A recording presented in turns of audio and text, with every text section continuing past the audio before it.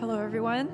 Um, my name is Annika, and I'm a mass communication student here at Winona State, and I have been asked to share my testimony with you all.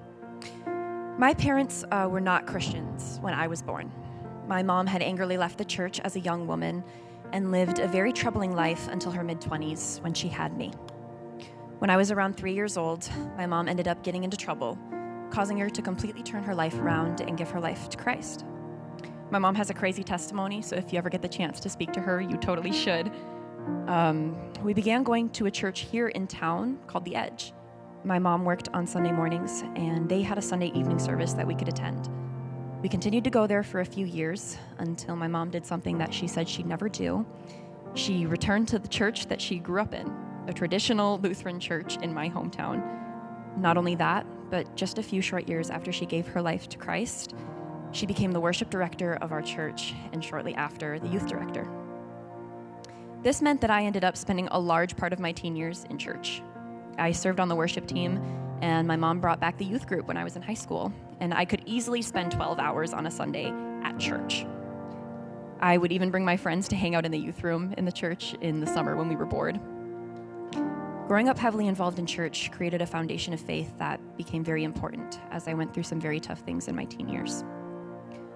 I was not well liked in school, and by the time I reached high school, I had little to no friends, and I was begging my mom to let me transfer schools or go homeschooled. When the pandemic hit, I decided to leave public school, and I never went back. At the same time, I started to have a lot of health issues.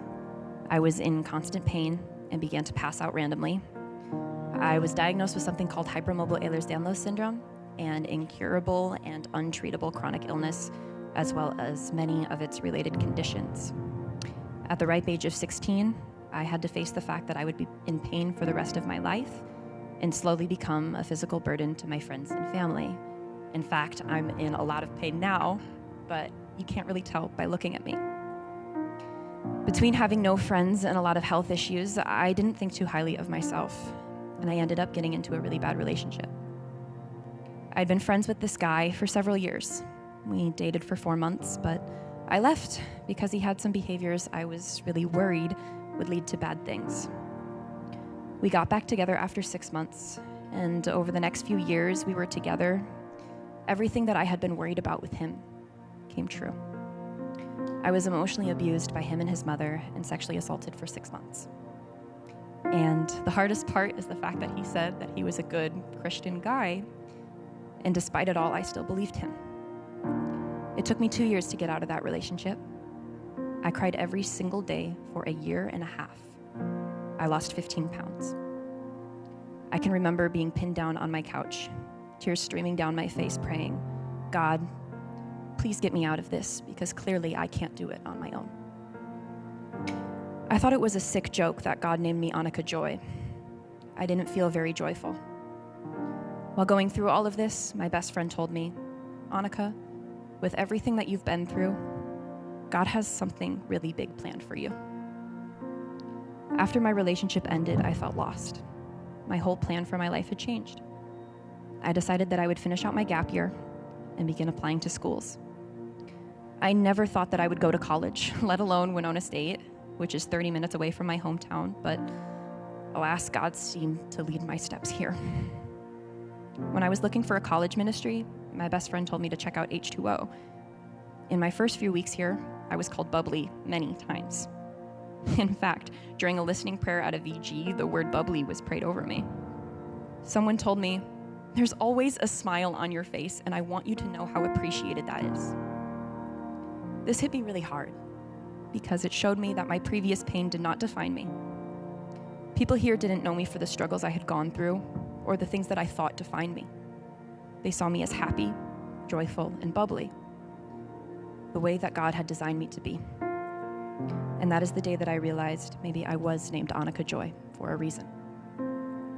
My favorite prayer to pray now is, "God, let it all be so much better than I could have ever imagined or prayed for." In the darkest time of my life, my grandfather told me, "You're special because God let you suffer." With the help of those around me, I learned to rely on God in the midst of my suffering. Without suffering, I wouldn't know God as deeply as I do, and I wouldn't have ended up here today. Without those terrible things, I would have never gone to college. I probably wouldn't have come here. I wouldn't have found my friends. I wouldn't have started writing music. I wouldn't have read my whole Bible. I wouldn't be working at my dream job. And I could have been trapped at home in a terrible place, wondering if God would ever deliver me. God has taken my life and made it better than I could have asked for. My plans for my life would have led me somewhere very different than where I am at today. But God led me here. I'm very happy. I'm pursuing my master's degree. I have more friends than I know what to do with. And most importantly, I've seen the goodness of God in ways that I never thought possible.